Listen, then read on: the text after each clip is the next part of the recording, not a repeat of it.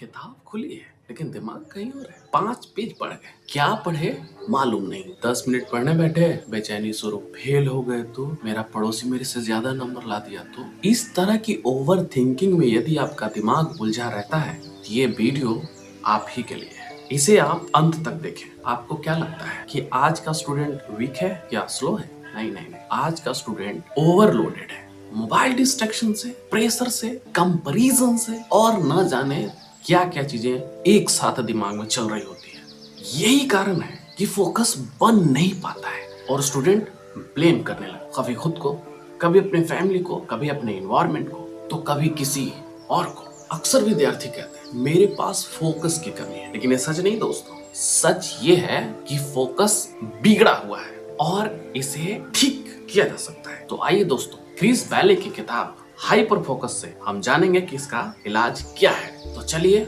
शुरू करते हैं। इस अध्याय में हम जानेंगे कि डिस्ट्रैक्शन क्या होता है, माइंडफुलनेस क्या है, फोकस क्या है, हाइपर फोकस क्या है, और एक सबसे जरूरी चीज जो मैं आखिर में बताना चाहूंगा वो है स्कैटर फोकस, ब्रेन की क्रिएटिविटी मोड। तो चलिए शुरू करते हैं। डिस्ट्रैक्शन, दोनों खुली आंखें खुली किताब की लिखावट पर है और तीसरी आंख किसी दूसरी दुनिया में भ्रमण कर रहा है। फोकस का यही मिसमैच डिस्ट्रैक्शन कहलाता है। अक्सर स्टूडेंट बोलते हैं कि सर मेरे में फोकस की कमी है, फोकस की कमी है, फोकस की कमी। But true is different. सच ये है कि फोकस बिगड़ा हुआ है। ध्यान हर एक क्षण में बदल रहा है, एक चीज से दूसरे चीज पर शिफ्ट हो रहा है।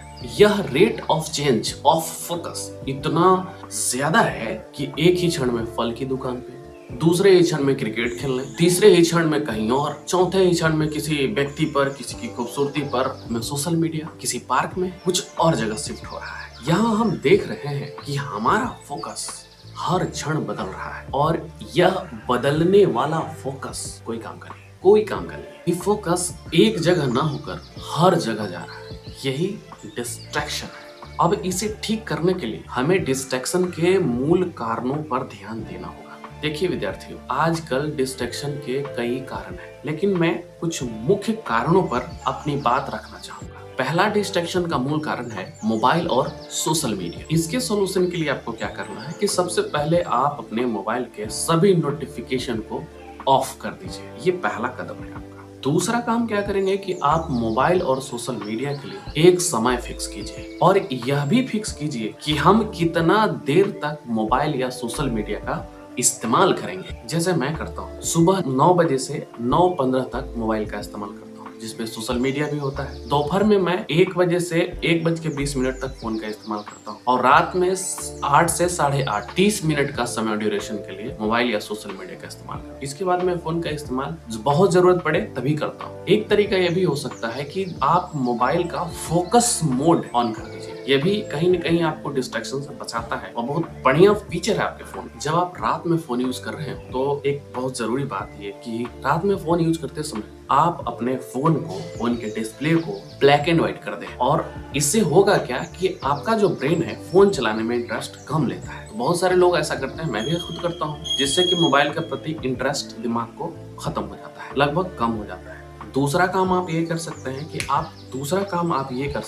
कि आप फ्लोटिंग टाइमर का इस्तेमाल कर सकते हैं। फ्लोटिंग टाइमर प्ले स्टोर पर फ्री में अवेलेबल है, जो आपको ये अवसर देता है कि आप किसी भी एप्लीकेशन का इस्तेमाल कर रहे हैं, वो आपके बगल से फ्लोटिंग करता रहेगा और वो आपको टाइम पीरियड बताता रहेगा कि हाँ आपने इतना देर यूज किया। आप अपने लिए समय फिक्स कर सकते हैं, मैं 15 मिनट, तो आप फ्लोटिंग टाइमर का इस्तेमाल 15 मिनट के लिए ऑन कर देते हैं। जैसे ही वो 15 मिनट होता है आपको अलार्म कर देता है, आप उस समय अपना ऑकेशन बंद कीजिए और अपनी नॉर्मल जो आपको करना था वो कीजिए। डिस्ट्रैक्शन से दूर हटने के लिए टाइम टेबल बनाना और टाइम टेबल को फॉलो करना भी एक बेहतरीन तरीका साबित होता है। विद्यार्थियों, अगला मेथड है reduce your internal and external distraction. ये बहुत जरूरी चीज है। इंटरनल डिस्ट्रैक्शन में ओवर थिंकिंग बहुत बड़ा रोल अदा करता है। बहुत सारे ओवर थिंकिंग की वजह से दिमाग खराब होता है लोगों का, हमारे विद्यार्थियों का, और वो अच्छा परफॉर्म नहीं कर पाते।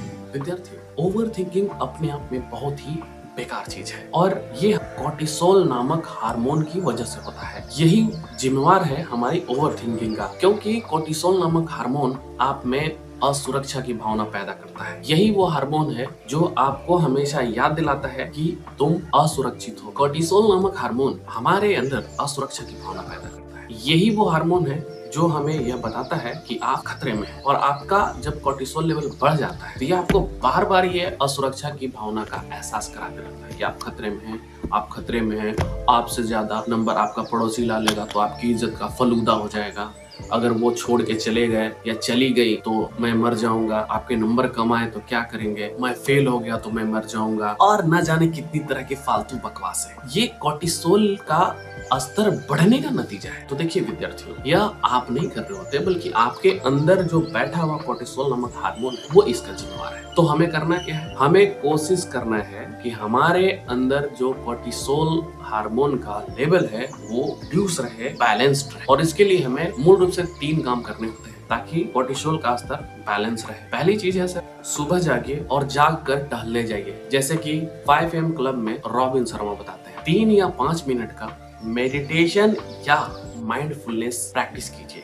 और सबसे इम्पोर्टेंट बात, जंक फूड से दूरी बनाइए। उसके जगह आप कलरफुल खाद्य पदार्थों का प्रयोग कीजिए जो नेचुरली अवेलेबल होते हैं। ये 3 महत्वपूर्ण तरीके हैं जिससे आप अपने कोर्टिसोल के लेवल को कम कर सकते हैं और आपके अंदर जो ओवर थिंकिंग और असुरक्षा की भावना आती है उससे निजात पा सकते हैं। तो ये थे दोस्तों पहले बिंदु, डिस्ट्रैक्शन। Point number 2, mindfulness. क्या होती है माइंडफुलनेस? दोस्तों माइंडफुलनेस एक ऐसी प्रक्रिया है जिसके तहत हम डिस्ट्रैक्शन और फोकस के बीच एक पुल का निर्माण करते हैं। अगर सचमुच कहा जाए तो माइंडफुलनेस कहीं न कहीं डिस्ट्रैक्शन और फोकस के बीच एक पुल का काम करती है। अब इस माइंडफुलनेस प्रक्रिया के तहत क्या होता है और इसके बेनिफिट्स क्या? देखिए दोस्तों, माइंडफुलनेस प्रक्रिया में सामान्य तौर पर हम अपने दिमाग के अंदर चल रहे विचारों को ध्यान देते हैं, देखते हैं, उसकी मॉनिटरिंग करते हैं, लेकिन रिएक्ट नहीं करते। माइंडफुलनेस प्रक्रिया के तहत दोस्तों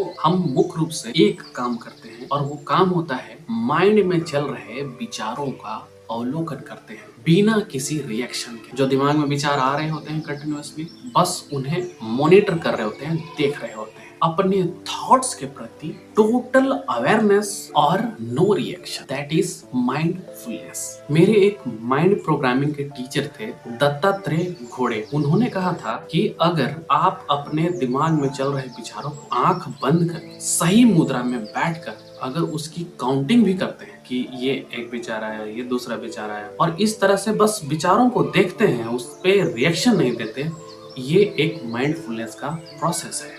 माइंडफुलनेस के लिए हमें क्या करना चाहिए होता है? पहले अगर हम गौतम बुद्ध की बात ना करें तो ज्यादा सही होगा, क्योंकि गौतम बुद्ध एक ऐसे व्यक्ति हैं जिन्होंने अपने जीवन में माइंडफुलनेस का इतना बेहतरीन अभ्यास किया है कि वो चलते चलते माइंडफुलनेस का अभ्यास कर लेते थे, बैठे हैं वहां भी, पढ़े हुए हैं वहां भी माइंडफुलनेस का अभ्यास करते थे। तो वो अपने थॉट्स के प्रति हमेशा जागरूक होते थे। और आप जब भी उनकी तस्वीर देखेंगे तो आप देखेंगे कि वो हमेशा आंख बंद करके अपने थॉट पर भी पूरा का पूरा ध्यान लगाए हुए रहते हैं। तो उनकी बात अलग है, लेकिन हम यहाँ माइंडफुलनेस का जो तरीका है हम उसकी बात करते हैं। दोस्तों माइंडफुलनेस में क्या होता है कि हम एक सही स्थान पर, जहाँ कम से कम डिस्टरबेंस हो, वो आपका कमरा हो सकता है या कोई खाली जगह हो सकती है, जहाँ आप ज्ञान मुद्रा में सही से बैठते हैं और बैठकर आंख बंद करके अपने दिमाग में चल रहे विचारों का अवलोकन करते हैं। आप अपने विचारों में ये चीज अवलोकन करने का प्रयास करते हैं कि मेरे जहन में क्या क्या विचार आ रहे हैं, और बस आप उन्हें देखते हैं,